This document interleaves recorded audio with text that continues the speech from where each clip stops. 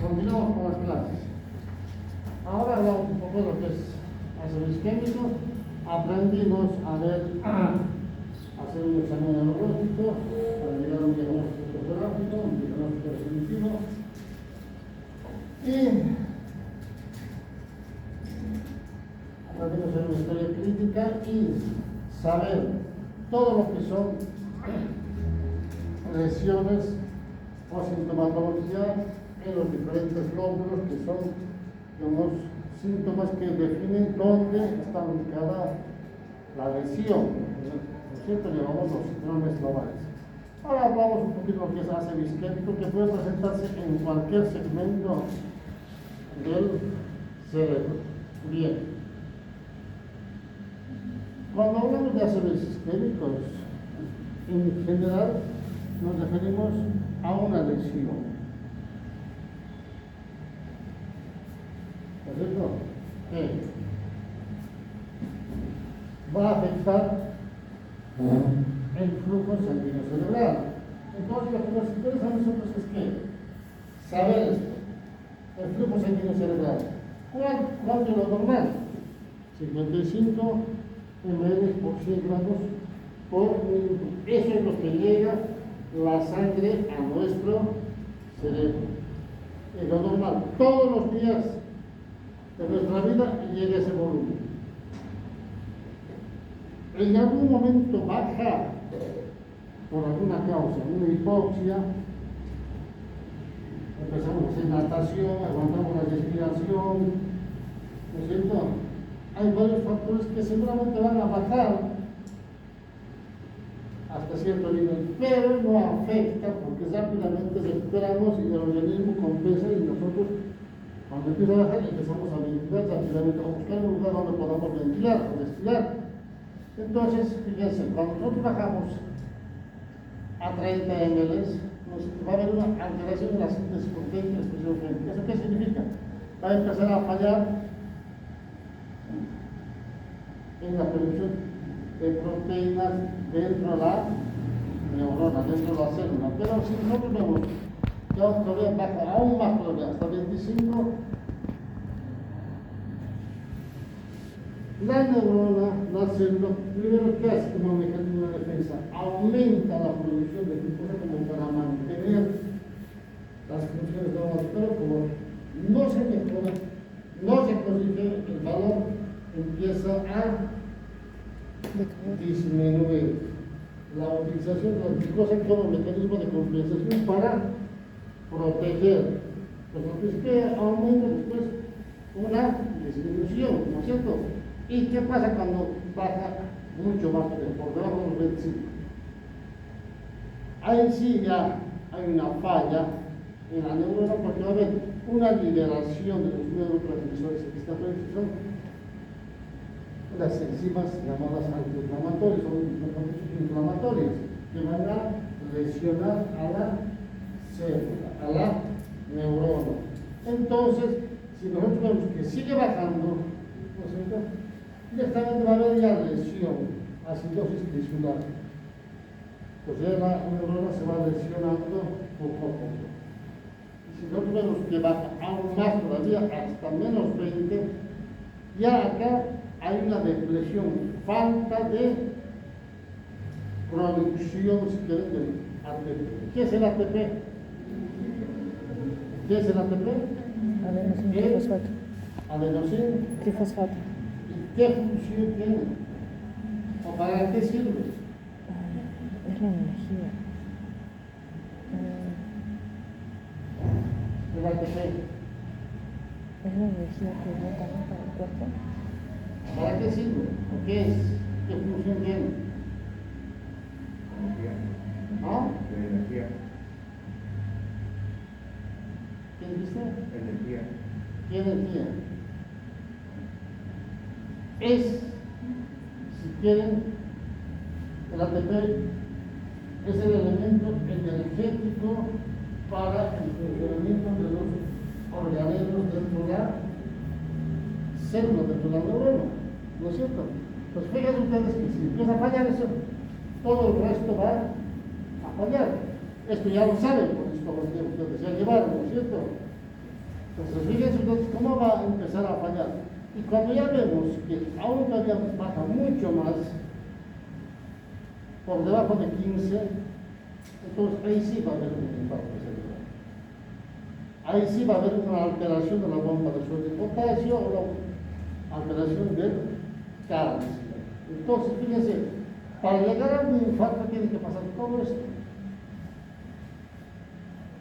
Entonces, es importante saber esto que es la fisiopatología del por qué, ¿no es cierto? Son los pasos para que llegue a un infarto y esto, causas de un infarto cerebral. Normalmente,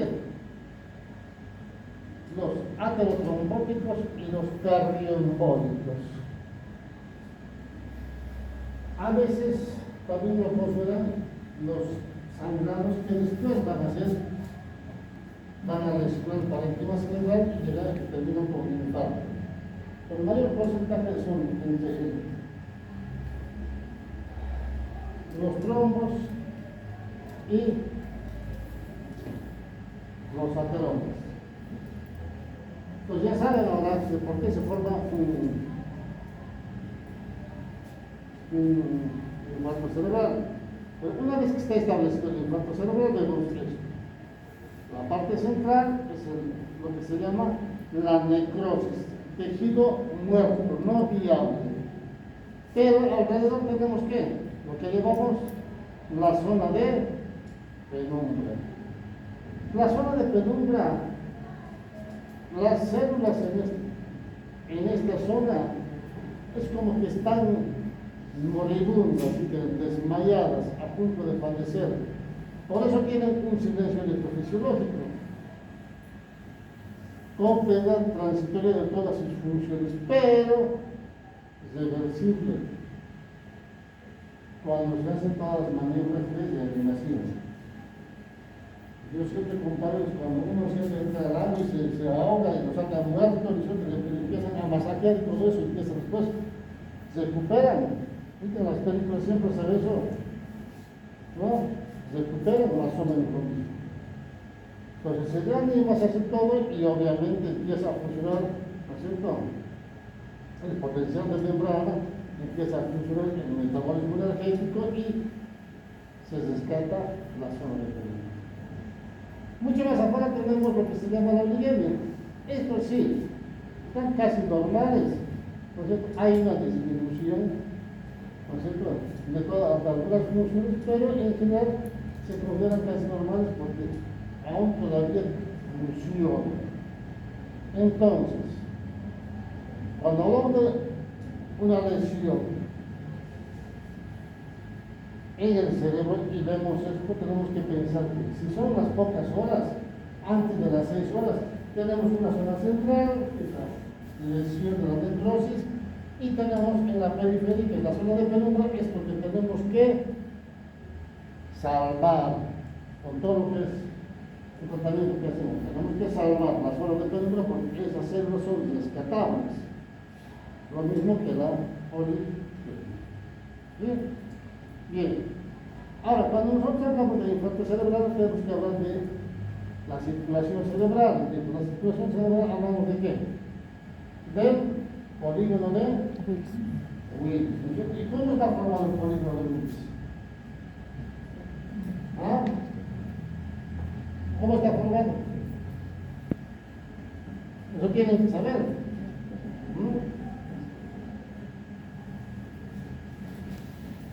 Tenemos un territorio anterior que está formado por las dos carótidas y un territorio posterior que está formado por las dos arterias vertebrales, ¿no es cierto? Dos arterias vertebrales. Las carótidas ingresan al cerebro y ¿qué es lo que hacen? Se dividen en dos ramas, una arteria cerebral anterior y otra cerebral media, ¿no es cierto? Las cerebrales anteriores se comunican entre sí, ¿por qué? Por la arteria comunicante anterior. Y en la circulación posterior, las vertebrales se juntan y van a formar ¿qué? La arteria basilar, ¿no es cierto? La arteria basilar. La arteria basilar se divide en dos en la parte más superior. Son las arterias cerebrales posteriores, ¿no es cierto? Y las arterias cerebrales posteriores se juntan con la circulación anterior. ¿Por qué arteria? Por la arteria comunicante posterior. Entonces ya tenemos el polígono de Willis.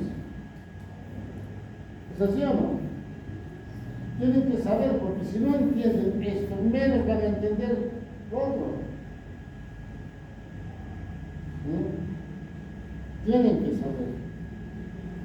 Entonces, cuando nosotros vemos que, por ejemplo, hablamos de infartos cerebrales, vamos a ver síntomas del territorio anterior, que es el territorio carotídeo, y síntomas del territorio posterior, que es de la arteria basilar o vertebral. Ahora, ¿qué es lo que pasa cuando hay un infarto,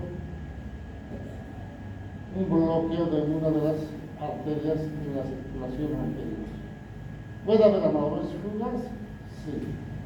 ¿Puede haber compromiso piramidal o facial central directo? Sí. Trastornos neuropsicológicos, afasia, praxia, agnosia, sí. ¿Por qué? Porque la arteria cerebral anterior, es decir, la parte más anterior y interna del cerebro, y el territorio de la arteria cerebral media, que es casi todo el hemisferio. Entonces, si se bloquea la arteria cerebral media, prácticamente hay un infarto hemisférico. Ahora, ¿qué pasa con el territorio vertebral? Vamos a ver manifestación del tronco cerebral.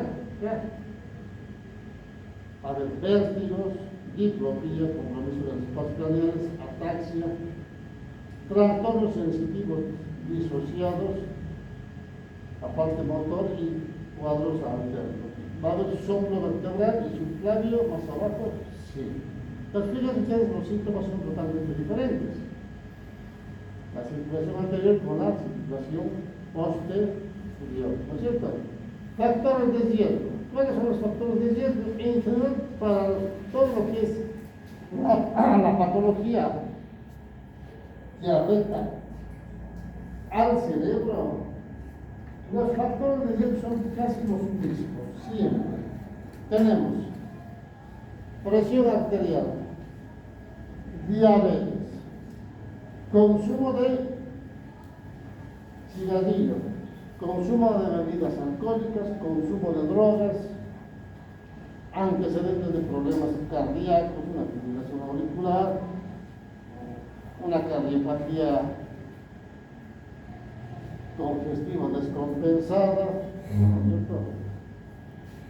infartos agudos de miocardio recientes, ¿no es cierto? Y también están lo que se llaman los anticonceptivos. Antes se veía con relativa frecuencia, creo que no, como que mejoraron, pero aún todavía se sigue tomando en cuenta. ¿Por qué? Porque los anticonceptivos en general provocan que en sus efectos colaterales, no lo leyeron ustedes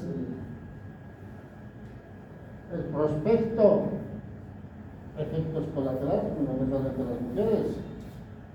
Hay un montón de cosas, entre ellos cefalea, en algunos dice pseudocomún cerebral. Cualquier síntoma consulta a su médico. Entonces va, dice, doctor, me provoca cefalea, me provoca esto, y cambien a otro anticonceptivo. Entonces, ¿puede provocar? Sí, puede provocar.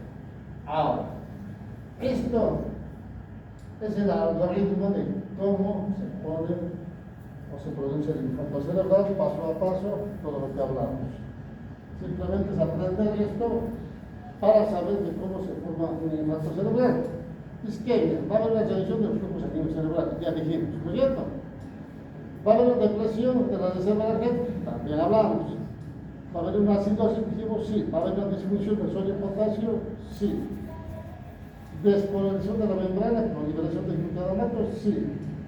Ingresa, ¿no es cierto? Y alteración del canal de calcio, también.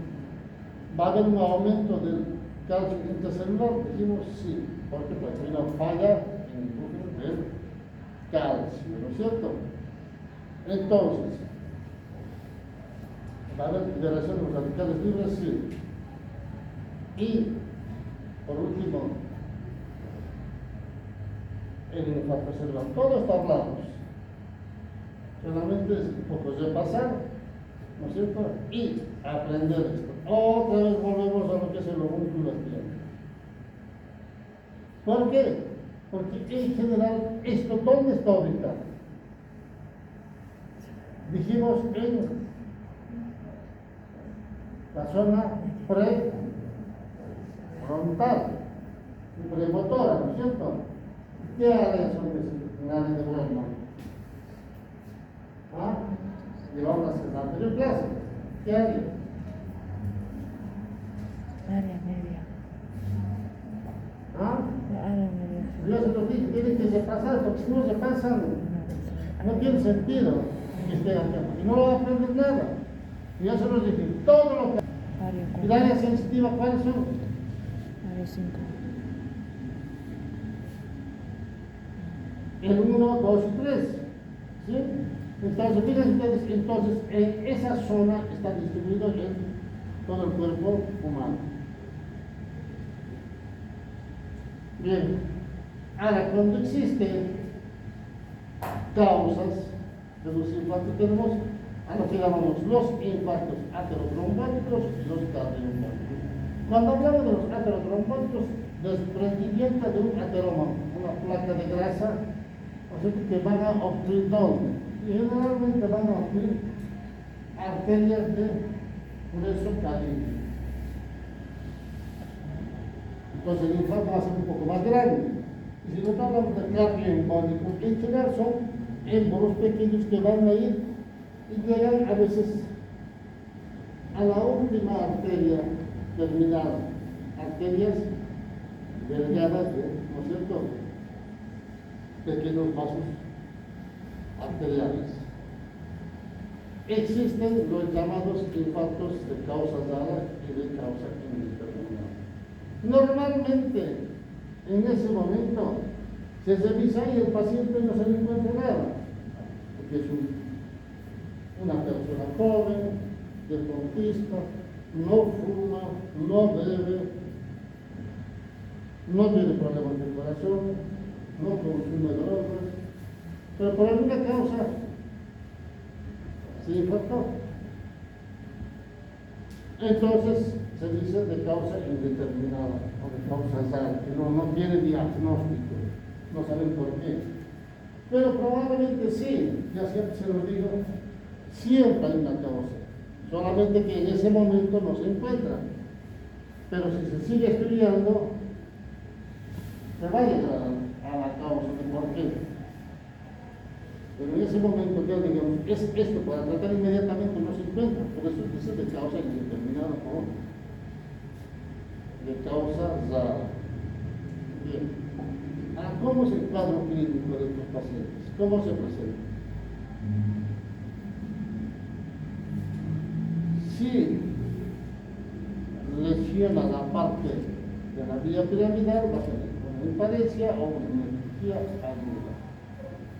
¿Puede haber pérdida de sensibilidad? Sí. ¿Puede haber una hemianopsia total o parcial del ojo?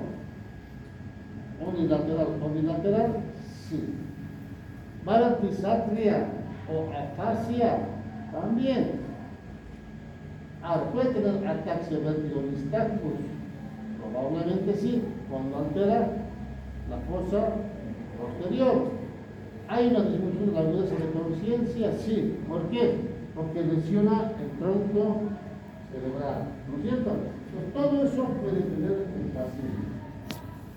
Rápidamente, con eso decimos que el paciente hay anterior y pasa algo en el cerebro. Ahora, cuando nosotros vemos que hacemos una tomografía, hablamos del infarto total de la circulación arterial. Cuando hablamos de eso, vemos esto. Prácticamente por el cerebro, ¿no es cierto? Todo el hemisferio está infartado. Entonces, este sí va a tener una afasia, va a tener una hemiplegia, un déficit motor, ¿no es cierto?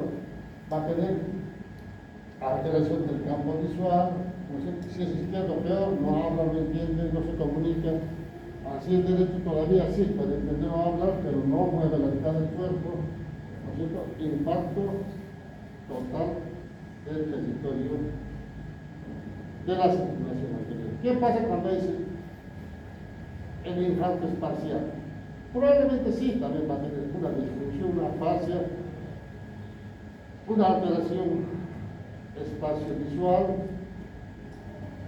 va a tener probablemente un déficit motor, probablemente sí, ¿no es cierto? Pero fíjense ustedes que el infarto es localizado.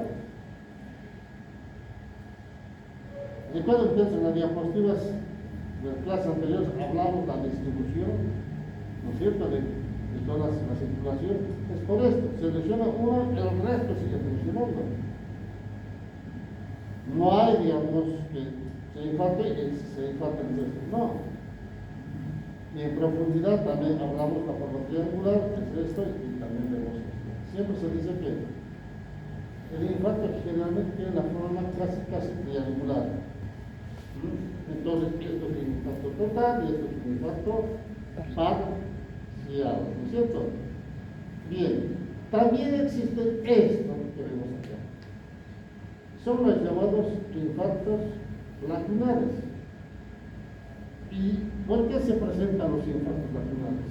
Normalmente son los pacientes hipertensos, crónicos, mal controlados, que abandonan su tratamiento, o que simplemente no se cuidan.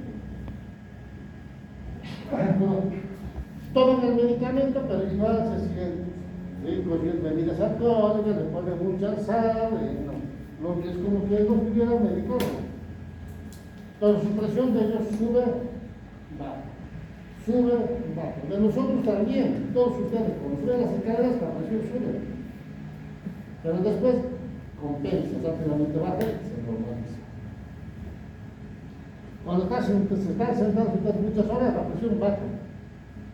Se levantan y empiezan a caminar y empiezan a normalizar. Entonces la presión no es estática, no es estable, es cíclico, siempre. En el transcurso del día siempre sube y baja. Se enoja con el compañero y sube la presión. Se enoja con el novio y se sube la presión. Se enoja con la novia, se sube la presión. Llegan tarde a las clases, le sube la presión. El docente los echa afuera, le sube la presión. Es cíclico, pero compensa. En los pacientes hipertensos es más complicado eso, no pueden controlar. Y en algún momento se hipotensan también hacen esto, los pequeños infartos. Al principio no da sintomatología, pero a veces cuando el infarto llega en esta zona, ¿no es cierto?, el paciente puede tener una hemiplegia, un parece braquial, ocular, pero ¿por qué? Porque agarra una parte de la vía piramidal. ¿Y qué es lo que tenemos ahí anatómicamente? Tenemos la cápsula interna por donde pasan todas las fibras motoras. Entonces, agarra una parte, y pues esa parte que está lesionada no tiene función motora. El resto sí. Por eso que cuando van a la consulta dicen, no, la familia más que todo, y eso más pasa en los hombres, más que en las mujeres, dice la esposa, desde hace unos meses le voy notando que se desorienta, se pierde, o no puede hablar, antes no hablaba así, o veo que no tiene fuerza en el brazo. Entonces es porque está empezando a hacer infartos lacunales. Infartos lacunales. Entonces, si nosotros sumamos todos esos infartitos pequeños, entonces vamos a ver que es una cosa grande. Pero también tenemos infartos de la circulación posterior. En general, cuando hay esto puede tener, ¿qué cosas? Alteraciones sensitivas, sí. Trastornos en la conjugación y movimiento de los ojos, sí. Va a haber una disfunción cerebelosa crónica. aumento a la base de sustentación, mareos, vértigos, desequilibrio, ¿no es cierto? Y alteraciones como las hemianopsias. Entonces, fíjense ustedes que todo lo que es cerebelo también da sintomatología. ¿Por qué? Se afecta la circulación posterior. La circulación posterior, ¿no es cierto? Bien, ahora, cuando nosotros hacemos un paciente ingresa a la emergencia, tiene déficit, le hacemos una tomografía, en las primeras horas, en general, no vemos nada. A veces el médico, el radiólogo nos informa que existe una arteria hiperdensa, nada más. ¿Puede ser la causa? Sí. Puede ser no la causa, también. Pero lo otro que llama atención, esto con relación al otro lado. Pero el resto parece normal. Ahora, si nosotros hacemos a las 24 horas, se va a marcar esto. Se va marcando la hipodensidad. Entonces vamos a ver, ¿no es cierto? Todo esto, fíjense, como que no se diferencia tanto la sustancia gris y blanca.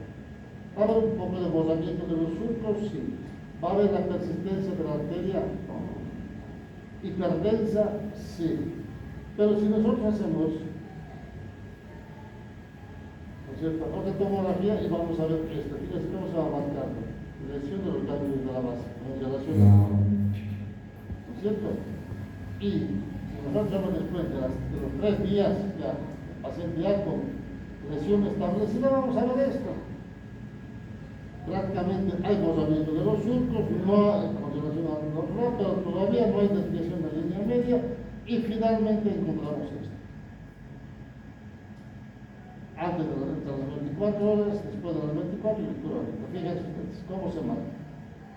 Entonces, cuando nosotros vemos un paciente que tiene un déficit, le hacemos una tomografía y no tiene nada, no es que tenemos que decir al paciente, no, usted no tiene nada, sí, tiene algo, solamente que no se marca en la tomografía. Entonces, cuando un paciente tiene problemas para el lenguaje, problemas de la visión, porque de pronto dice, doctor, perdí la visión 2 horas después de empezar a recuperar. Pasó algo, un infarto.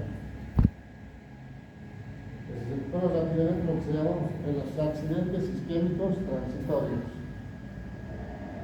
O va a la emergencia con la familia y dice, no puedo hablar, no